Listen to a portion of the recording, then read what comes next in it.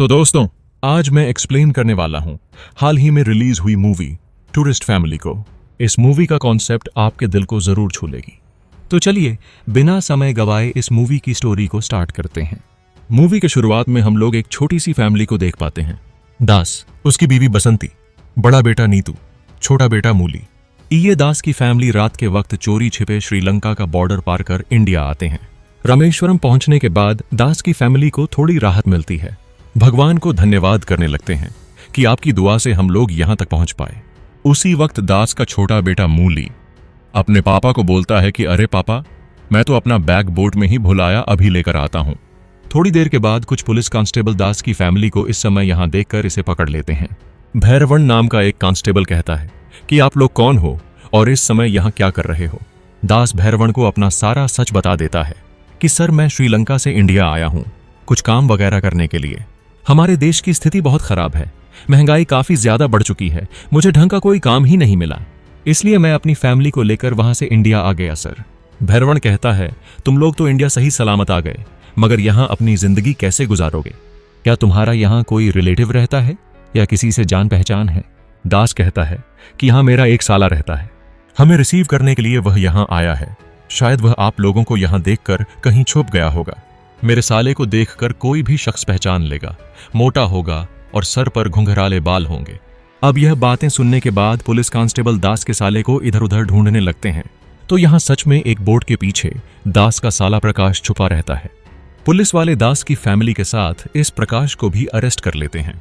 जब पुलिस वाले इन लोगों को गाड़ी से ले जा रहे होते हैं तो इसी दौरान दास का छोटा बेटा मूली अपने बैग से एक पप्पी को बाहर निकालता है। दरअसल यह छोटा पप्पी मूली को इसी बीच पर ही मिला होता है। लेकिन यहां मूली इस छोटे से कुत्ते के बारे में एक बहुत ही इमोशनल कहानी भैरवन को बताने लगता है। अब इस छोटे बच्चे मूली की बातें सुनकर कांस्टेबल भैरवन बहुत ही इमोशनल हो जाता है। दास को बोलता है कि तुम्हारी फैमिली बहुत अच्छी फैमिली है, तुम लोग श्रीलंका से इंडिया आए, मैंने तुम लोगों को नहीं देखा और तुम चुपचाप यहां से चेन्नई चले गए। यही बातें अपने दिमाग में सेट कर लो और यहां अपनी जिंदगी अच्छे से गुजार लो। इस तरह से कांस्टेबल भैरवन दास और उसकी फैमिली को यहीं पर छोड़ देता है। इसके बाद प्रकाश एक कैब बुक करता है। ये लोग डिसाइड करते हैं कि हम लोग पहले रामेश्वरम को अच्छे से घूमकर बाद में चेन्नई चलेंगे। यहां पर हम लोग दास के कैरेक्टर को देख पाते हैं, ये बहुत ही इनोसेंट होता है। एग्जाम्पल के लिए कैब में जो जो चीजें खाते हैं उसे बाहर न फेंक कर एक डस्टबिन में ले जाकर फेंकता है। चेन्नई जब यह लोग आते हैं तो किसी सड़क के पास एक शख्स पड़ा होता है। इस शख्स को देखकर दास कहता है यह बेहोश होकर नीचे गिर गया, लेकिन प्रकाश इसे समझाता है कि यह शराब के नशे में धूत होकर नीचे पड़ा है। दास कहता है तो क्या हो गया, तुम एम्बुलेंस को कॉल करके इसे हॉस्पिटल भेजो। इसके बाद प्रकाश दास की फैमिली को एक घर के सामने लाता है, क्योंकि प्रकाश पहले से ही एक घर को ढूंढ कर रखा था। यह एक छोटी सी कॉलोनी होती है। यहाँ प्रकाश दास की फैमिली को रूल्स समझाने लगता है। यहाँ पर तुम लोग किसी को मत बताना कि हम लोग श्रीलंका से आए हैं और तुम लोग अपनी भाषा को थोड़ी सुधार लो। मतलब कि श्रीलंका की तमिल भाषा थोड़ी सी अलग होती है, सुनने में तो तमिल जैसा ही लगता है मगर कोई शब्द डिफिकल्ट लगता है। प्रकाश कहता है कि आप लोग अगल बगल के लोगों से बात ही मत करना, बस अपने काम में ही व्यस्त रहना। अब प्रकाश इन लोगों को सारे रूल्स बताकर घर के ओनर के घर ले जाता है। तो यहाँ पर शॉक्ड कर देने वाली बात यह होती है कि घर का ओनर एक इंस्पेक्टर होता है जिसका नाम राघवा है। अब सामने इंस्पेक्टर को देख प्रकाश और दास की फैमिली को तो होश ही उड़ जाते हैं। प्रकाश को मालूम नहीं था कि घर का ओनर एक इंस्पेक्टर है। अगर इसे दास की फैमिली के बारे में मालूम पड़ा तो वह इन सबको जेल में डाल देगा। राघवा दास से सवाल करने लगता है कि तुम्हारा घर कहाँ है, तुम कहाँ से आए हो। अब यहाँ दास की बातों को सुनकर राघवा को थोड़ा शक होने लगता है कि तुम्हारी तमिल भाषा तो नॉर्मल तमिल जैसा नहीं है, तुम मुझे सच बताओ तुम कहां से आए हो। जब दास राघवा को सच बताने वाला होता है तभी राघवा बोलता है कि अब जाकर मुझे मालूम पड़ा कि तुम कहां से आए हो, कि तुम लोग केरल से ही आए हो ना। प्रकाश भी बीच में आकर बोलता है कि हाँ सर, यह लोग केरला से ही आए हैं। फाइनली राघवा दास की फैमिली को रहने के लिए किराए का घर की चाबी दे ही देता है। अब किराए के घर में शिफ्ट होने के बाद इस मोहल्ले की एक बूढ़ी आंटी बसंती को थोड़ा चाय देती है, मतलब कि इसे दोस्ती करने की कोशिश करती है, मगर बसंती इसे ज्यादा बात ही नहीं करती। दास के बड़े बेटे नीतू को देखकर हम लोगों को लगता है कि उसे इंडिया आना बिल्कुल भी पसंद नहीं होता। वह हमेशा अपने फोन में म्यूजिक सुनते ही रहता है। अब देखते ही देखते धीरे धीरे कुछ दिन गुजरते हैं और बसंती आसपास के औरतों से बात करने लगती है। अब इस वाकया को देख दास को बिल्कुल पसंद नहीं होता। वह बसंती को डांटते ही रहता है कि तुम अगल बगल के लोगों से बात मत करो। अगले दिन प्रकाश दास की फैमिली के लिए बहुत सारी चीजें लाकर देता है, बर्तन, फर्नीचर वगैरह। और उसी तरह प्रकाश दास की फैमिली के लिए आधार कार्ड भी बनवा चुका होता है, मतलब कि कोई डॉक्यूमेंट के बारे में पूछेगा तो वो बता सके। अब देखते ही देखते इधर बसंती और उस बूढ़ी आंटी के बीच अच्छी खासी दोस्ती हो जाती है। बसंती से मोहल्ले के लोग पूछते हैं कि आप लोग कहाँ से आए हैं, तो बसंती सभी लोगों को यही बताते रहती है कि हम लोग केरल से आए हैं, वहां कुछ प्रॉब्लम हो गई इसलिए हम यहां चले आए। इधर दास चेन्नई में घूमते हुए अपने काम की तलाश में होता है। दास यहां अपनी फैमिली को इंडिया लेकर तो आ गया, लेकिन सरवाइव करने के लिए कोई काम वगैरह तो करना पड़ेगा ना, इसलिए अपने तरीके से काम ढूंढते रहता है। दरअसल दास की फैमिली इंडिया क्यों आई ये हमें कहानी में आगे मालूम पड़ेगी। दूसरी तरफ रामेश्वरम में एक बहुत बड़ा बम ब्लास्ट होता है। बलवंत सिंह नाम का एक एसीपी इस केस का इन्वेस्टिगेशन कर रहा होता है, लेकिन इसी दौरान बलवंत सिंह लॉकअप में एक शख्स को अरेस्ट कर बहुत ही ज्यादा टॉर्चर करते रहता है। अब ब्लास्ट के बारे में जैसे ही बलवंत सिंह को मालूम पड़ती है तो वह वहां पर जाकर इस केस का इन्वेस्टिगेशन करने लगता है। अब इसी दौरान बलवंत सिंह को एक सीसीटीवी हाथ लगता है। दरअसल रामेश्वरम दास की फैमिली घूमने के लिए आई थी ना। दास को एक आदत होती है वेस्ट चीजों को डस्टबिन में ले जाकर फेंक देना, तो इसी वाकया को यह पुलिस वाले उस सीसीटीवी फुटेज में देखते हैं और उसी डस्टबिन में वो बम ब्लास्ट हुआ होता है। तो अब एक कांस्टेबल भैरवण को यही फोटो दिखाकर कहता है कि शायद इस ब्लास्ट में दास की फैमिली का हाथ हो। भैरवण कहता है कि नहीं, उस फैमिली का यह काम हो ही नहीं सकता, दास ने तो सिर्फ डस्टबिन में कचरा ही डाला है। दूसरा कांस्टेबल बोलता है, भैरवण तुम इस वाकया के बारे में बलवंत सर को बता दो, नहीं तो आगे चलकर तुम्हें ही प्रॉब्लम होगी। इधर इस कॉलोनी में एक शख्स हमेशा दारू पीकर टली ही रहता। कॉलोनी का हर आदमी उसे दो चार बातें सुनाते ही रहता है। इसके बाद दास किसी भी तरह करके अपने बेटे का एडमिशन स्कूल में करवा देता है। एक दिन प्रकाश दास एक चाय की दुकान पर मिलते हैं। प्रकाश कहता है कि मैं जल्द ही तुम लोगों के लिए वोटर कार्ड भी बनवा दूंगा। दास कहता है कि मैंने अपने छोटे बेटे का एडमिशन एक स्कूल में करवा दिया, तुम मेरे लिए एक और काम कर दो। प्रकाश, मुझे एक ड्राइविंग लाइसेंस की जरूरत है। हमारे कॉलोनी में जो अमीर लोग हैं ना, उन्हें ड्राइवर की सख्त जरूरत है। प्रकाश कहता है, अरे तुम इसे श्रीलंका समझे हो, यह चेन्नई है, यहां के एरिया के बारे में ही तुम्हें पता करने में ही सालों लग जाएंगे। दास कहता है कि तुम फिक्र मत करो, मैं शुरू से ही सारे चेन्नई को घूम रहा हूं, मैं मैनेज कर लूंगा। तो अब प्रकाश दास के लिए ड्राइविंग लाइसेंस बनवाकर वो दोनों एक अमीर शख्स के घर जाते हैं जिसे एक ड्राइवर की जरूरत है। यह शख्स दास से सारे डिटेल्स के बारे में पूछने लगता है कि तुम्हारा नाम क्या है, तुम कहां से आए हो, और हाँ, मेरे पास काम करने के लिए एक कंडीशन है, 7 दिनों तक तुम्हें मेरे पास काम करना होगा। अगर तुम्हारा काम मुझे पसंद आया तो तुम मेरे ड्राइवर बन सकते हो। तुम्हारा काम और बिहेवियर को देखकर ही यहां तुम्हारी जॉब परमानेंट होगी। दास पूछता है कि क्या मुझे उन 7 दिनों की सैलरी मिलेगी? वह शख्स कहता है कि नहीं मिलेगी, बस 7 दिनों तक तुम्हारा टेस्ट चलेगा। अब यह कंडीशन सुनने के बाद प्रकाश दास के कान में बोलता है कि अरे, यह अमीर शख्स तो बहुत बड़ा कंजूस निकला। जॉब करने के बाद अगर ढंग से सैलरी नहीं दिया तो इसे तुम मना कर दो, हम दूसरी जॉब देख लेंगे। अब दास मना करने ही वाला होता है, तभी इस घर का नौकर दास और प्रकाश के लिए पेपर की कप में चाय लाकर देता है। अमीर शख्स गुस्से में बोलता है कि अगर मेरे घर कोई मेहमान आए तो क्या तुम उसे इसी कप में चाय देते हो? वो छोड़ो, तुम मेरे घर पहली बार काम मांगने के लिए आए तो क्या मैं तुम्हें इसी कप में चाय दिया था? जाओ कप में चाय लेकर आओ। अब इस अमीर शख्स का इस बिहेवियर को देखकर दास इसकी कंडीशन को एक्सेप्ट कर लेता है कि मैं आपके यहाँ 7 दिनों तक काम करने के लिए रेडी हूँ। अब यहाँ से दास का डे 1-2 स्टार्ट होती है। दास जब भी गाड़ी ड्राइव करता तो पुराने गाने चलाते रहता उस अमीर शख्स को इम्प्रेस करने के लिए। अब एक दिन इधर वह बसंती उस बूढ़ी औरत के घर आती है। उस दिन उसकी तबीयत थोड़ी सही नहीं होती। उसके पति का नाम होता है गुनाशेखर। तो गुनाशेखर से पूछती है कि आप दोनों इस घर में अकेले क्यों रहते हो? गुनाशेखर बताता है कि हम दोनों ने लव मैरिज शादी की थी, हमारे घर वाले हम दोनों को एक्सेप्ट नहीं कर रहे थे, इसलिए हम दोनों ने भागकर शादी की। इस तरह से वह अपनी दुख भरी बातें बसंती को सुनाते रहता है। इधर दास पुराने गाने बजाकर इस अमीर शख्स को इम्प्रेस करने की कोशिश करते रहता है। अमीर शख्स गुस्सा होकर बोलता है कि ये बकवास की गाने बंद करो, मुझे यह म्यूजिक पसंद नहीं। दास अब यही सोच रहा होता है कि मैं इस अमीर शख्स को इम्प्रेस कैसे करूं। इधर गुनाशेखर की बीवी बसंती के पास आकर कहती हैं कि सुबह सवेरे मेरे हस्बैंड जल्दी जागकर मुझे जगाते हैं, लेकिन आज वो अभी तक नींद से नहीं जागे, मुझे बहुत घबराहट हो रही है। आप लोग एक बार आकर देखिए ना। तो दास और बसंती गुनाशेखर के घर जाकर उसे देखते हैं। तब जाकर गुनाशेखर की आंख खुलता है। पूछने लगता है कि आप दोनों इतना सवेरे मेरे घर आकर क्या कर रहे हो? दरअसल कल रात मुझे गहरी नींद आ गई थी, इसलिए मैं आज सुबह उठ नहीं पाया। इस तरह से गुनाशेखर अपनी बीवी को बुलाते हुए हॉल में जाता है। लेकिन गुनाशेखर की पत्नी कब का मर चुकी होती है, यही सोचकर कि इसका पति कब का इस दुनिया को छोड़कर जा चुका है, मतलब कि बैठे बैठे ही मर जाती है। इस वाकया को देख गुनाशेखर बहुत ही ज्यादा रोने लगता है कि हम दोनों इतने सालों तक एक दूसरे का सहारा बने और आज मैं अकेला हो गया। गुनाशेखर दास से कहता है कि जब हम दोनों ने घर छोड़ा था तब मेरे बीवी के फादर ने हमें श्राप दिया था कि तुम दोनों एक अनाथ की तरह मरोगे, और आज वही सच हो गया। दास गुनाशेखर को हिम्मत देता है कि आप अकेले नहीं हैं, आपके साथ हमारी फैमिली है, इस पूरे कॉलोनी के लोग हैं। इस तरह से दास इस कॉलोनी के हर घर पर जाकर उस आंटी के फ्यूनरल पर सबको इनवाइट करता है।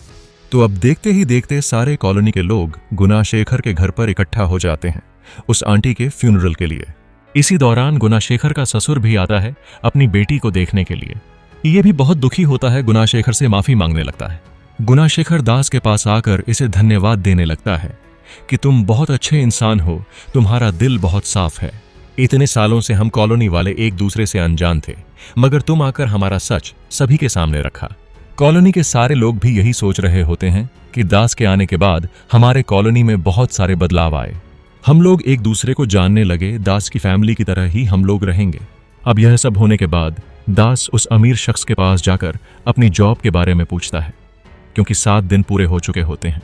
अमीर शख्स कहता है कि तुम्हारा जॉब यहाँ पर परमानेंट नहीं है, तुम यहाँ से जा सकते हो। दास कहता है कि क्या आप मेरे गानों से तंग आ चुके हैं? मैं आपकी गाड़ी में दोबारा से गाने नहीं बजाऊंगा, और वैसे मुझसे क्या गलती हो गई जो आप मुझे जॉब से निकल रहे हो? वो अमीर शख्स इसका कोई जवाब नहीं देता, बस यही बोलता है कि मुझे तुम्हें जवाब देने की कोई जरूरत नहीं, तुम यहां से जा सकते हो। दास कहता है कि पहले दिन ही मैंने उस काम वाले के साथ आपका बिहेवियर देखकर इस जॉब को एक्सेप्ट किया, लेकिन अब जाकर तुम्हारी सच्चाई सामने आई। अब शाम होने के बाद दास फूल दारू पीकर टल्ली होकर घर आता है। इसी दौरान मूली का वह छोटा पप्पी जो बीच पर मिला था ना, वो बहुत शरारत करता है। तो उसकी आवाज को सुनकर नीतू काफी ज्यादा गुस्सा हुआ, उसे सुबह ही किसी जगह पर छोड़कर चला आया। दास की हालत को देखकर नीतू बसंती इसे डांटने लगते हैं कि इस समय तुम्हें दारू पीने की क्या जरूरत थी। दास नीतू से पूछता है कि तुमने उस पप्पी को क्यों छोड़ा है? जब से तुम इंडिया आए हो तब से तुम गुस्सा करने लगे हो, आखिर तुम्हारे मन में चल क्या रहा है? तो यहीं पर हम लोगों को यह बात मालूम पड़ती है कि आखिर क्यों दास की फैमिली श्रीलंका को छोड़कर इंडिया चले आए। दरअसल श्रीलंका में नीतू ने एक लड़की से प्यार किया था। अब जैसे ही उस लड़की के घर वालों को मालूम पड़ा उनके प्यार के बारे में, तो लड़की वाले दास के पास आकर इसे धमकी देने लगे कि अगर अगली बार तुम्हारा बेटा मेरी बेटी से मुलाकात किया तो मैं तुम्हारी फैमिली का नामो निशान मिटा दूंगा। तो दास अब अपनी फैमिली को बचाने के लिए डर की वजह से श्रीलंका को छोड़कर इंडिया आता है। नीतू पूछता है कि पापा आपने ऐसा क्यों किया?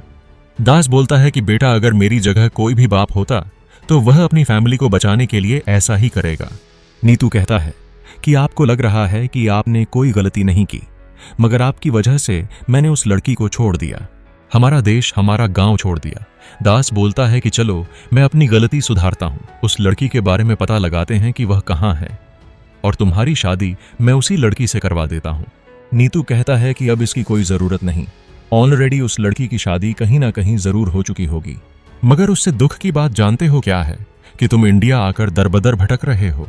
अगर हम श्रीलंका में रहते तो मैं अपनी पढ़ाई कंप्लीट करके मैं भी छोटा मोटा जॉब कर लेता, लेकिन अब इंडिया आकर मेरी डिग्री कोई काम की नहीं रही, मैं जॉब करूं तो क्या करूं। अब दास नीतू की मजबूरी समझकर उससे माफी मांगता है कि मुझे माफ कर दो नीतू, मैं उस समय इतना सब कुछ नहीं समझ पाया, तुम लोगों की जान को बचाना ही मेरा पहला काम था। नीतू कहता है कि पापा आप ही मुझे माफ कर दो, मेरी वजह से ही हम लोग श्रीलंका से भागकर इंडिया आए। इस तरह से बाप बेटे अपने मिसअंडरस्टैंडिंग को दूर कर खुलकर एक दूसरे से बात करते हैं। बहुत खुश होती है उनकी फैमिली। अब उसी घर में राघवा की बेटी भी होती है। इनकी खुशी को देखकर यही सोच रही होती है कि हमारी फैमिली क्यों नहीं है ऐसी। दूसरी तरफ रामेश्वरम में बलवंत सिंह का सुप्रियर इसे बुलाकर इसे बहुत ही ज्यादा डांटने लगता है, क्योंकि हाल ही में बलवंत सिंह ने जिसे लॉकअप में बंद करके बुरी तरह से मारा पीटा, उसकी हालत बहुत ही ज्यादा सीरियस है। अगर उस शख्स को कुछ हो गया तो तुम पहले अपनी जॉब खो बैठोगे, मगर उससे पहले तुम उस बम केस को सॉल्व करो। अब इसी दौरान वह कांस्टेबल भैरवन दास की फैमिली के बारे में बलवंत को बता देता है कि कुछ दिनों पहले दास की फैमिली श्रीलंका से इंडिया आई। सीसीटीवी फुटेज में जो डस्टबिन में डाला था वही दास है। दरअसल यहाँ एक और बात यह है कि एक शख्स कुछ दिनों पहले भैरवन के पास अपने कुत्ते की मिसिंग कंप्लेन लेकर आया, तो इसके उस कुत्ते की फोटो को देखकर भैरवन शॉक्ड में रह जाता है, क्योंकि मूवी के स्टार्टिंग में मूली उसी कुत्ते की स्टोरी भैरवन को बताई थी, जिसे इमोशनल होकर उसने दास की फैमिली को छोड़ दिया था। तो भैरवन यही सोच रहा होता है कि वह कहानी दास की फैमिली सब झूठे हैं। अब इसके बाद बलवंत सिंह का टीम मेंबर उस फुटेज को फिर से चेक करने लगते हैं, तो सीसीटीवी फुटेज में दास का चेहरा तो नहीं आया होता, लेकिन जिस कैब को उन लोगों ने बुक किया था उसका नंबर नोट करके उस ड्राइवर को ढूंढकर दास और उनकी फैमिली के बारे में पूछने लगता है कि तुमने उन्हें कहाँ ड्रॉप किया था। तो बलवंत सिंह कॉलोनी में जाने लगता है। इधर दास और उनकी फैमिली सारे कॉलोनी वाले से बहुत ही अच्छी तरह से घुल मिल जाते हैं और उसी तरह सारे कॉलोनी वालों को अपना असली सच बता देते हैं। सारे सच सुनने के बाद कॉलोनी वाले भी दास की फैमिली को एक्सेप्ट कर लेते हैं। इसके बाद वह अमीर शख्स भी दास को अपने काम पर रख लेता है और उसी तरह 1 महीने की सैलरी भी एडवांस में दे देता है। इसी दौरान हम लोग उस इंस्पेक्टर राघवा की बेटी को देख पाते हैं जो नीतू को लाइक करते रहती है। इसके बाद चर्च में उस गुनाशेखर की बीवी की फ्यूनरल चल रही होती है, तो सारे कॉलोनी वाले इस फ्यूनरल में शामिल होकर गुनाशेखर और उनकी बीवी के बारे में अच्छी बातें बोल रहे होते हैं। इसी दौरान कॉलोनी का पियक्कड़ शख्स भी माइक में आकर कुछ अच्छी बातें बताने लगता है कि कॉलोनी के सारे लोग मुझे हमेशा गालियां देते रहे कि मैं पियक्कड़ हूं, कहीं पर भी पीकर टल्ली हो जाता, लेकिन मैं शराब के नशे में क्यों डूब गया इस बारे में किसी ने भी मुझसे नहीं पूछा। दरअसल मेरी माँ बीमारी की वजह से इस दुनिया से चल बसी। एक समय ऐसा आया था कि मेरी माँ मुझे ही पहचान नहीं पा रही थी। मेरी माँ के इस दुनिया से जाने के बाद मुझे समझ ही नहीं आ रहा था कि मैं क्या करूं। मैं अपनी लाइफ में बिल्कुल अकेला हो चुका था। इसी बीच मुझे शराब की लत लग गई, लेकिन ये श्रीलंकन भैया दास ने मुझसे आकर बातचीत की, मुझे हौसला दी और मुझे मोटिवेट किया जिंदगी जीने के लिए। सारे कॉलोनी वाले इस लड़के की बातें सुनकर बहुत ही ज्यादा इमोशनल होने लगते हैं। अब अगले दिन बलवंत सिंह अपने पूरे फोर्स के साथ इस कॉलोनी पर आता है। हर एक घर पर जाकर बलवंत इसे यही पूछने लगता है कि क्या वह यही फैमिली है जिन लोगों को तुमने छोड़ा था। भैरवन सारे फैमिली वालों को देखकर ना का जवाब देते रहता है। इस तरह से अब यह लोग दास की फैमिली के पास आते हैं। भैरवन दास की फैमिली को भी देखकर ना का जवाब देता है। बलवंत सिंह अब गुस्से में आकर भैरवन को बहुत ही ज्यादा डांटने लगता है कि क्या तुम मेरे साथ मजाक कर रहे हो? सारे घर को हमने चेक कर लिया, वो फैमिली यहां नहीं है तो कहां गई? इसी बीच इन्हें एक इंफॉर्मेशन मिलती है। कुछ दिनों पहले बलवंत सिंह ने लॉकअप में एक शख्स को बहुत मारा पीटाना, वह मर चुका है। बलवंत सिंह को गिरफ्तार करने का आर्डर आ चुका होता है। जब यहां से भैरवन जा रहा होता है तो दास भैरवन के पास आकर इसे यही बातें पूछता है कि सर, आप हमें तो जानते हो, पर आपने झूठ क्यों बोला, हमें क्यों बचाया? भैरवन कहता है कि दास, मैं यहां पर तुम्हारी फैमिली को अरेस्ट करवाने के लिए ही आया था, लेकिन यहां आने के बाद मुझे तुम्हारे फैमिली के बारे में सच्चाई मालूम पड़ी कि तुम्हारी फैमिली कितनी अच्छी है। बात यह है कि जब पुलिस वाले घर घर जाकर दास की फैमिली की पहचान कर रहे थे तो कॉलोनी के सारे फैमिली वाले श्रीलंका लैंग्वेज में ही बात कर रहे थे। मतलब कि उनके बोलने का तरीका ही वैसा होता है ताकि दास की फैमिली को पुलिस ना पकड़ सके। इसी से भैरवन को मालूम पड़ गया कि सारे कॉलोनी वाले दास और उनकी फैमिली को बचा रहे हैं। इसका मतलब दास और उनकी फैमिली कितनी अच्छी है। आप लोगों ने किसी को नुकसान नहीं पहुंचाया। अगर ऐसे में मैं आप लोगों को अरेस्ट करवाऊंगा तो मुझे बहुत बड़ा पाप लगेगा। आप लोग अच्छे से अपनी जिंदगी यहीं पर गुजारो। और वैसे आप अकेले कहाँ हो दास, तुम्हारे पीछे तो पूरी कॉलोनी है। पूरी कॉलोनी ने तुम्हारे साथ दिया। इस मूवी का मैसेज बस इतना सा है कि अगर तुम अच्छा करोगे तो तुम्हारे पास अच्छा ही लौट कर आएगा। और इसी के साथ ये बेहतरीन मूवी यहीं पर समाप्त होती है। सो दोस्तों, आपको यह मूवी कैसी लगी प्लीज हमें लाइक और कमेंट करके जरूर बताइएगा। Thanks for watching video.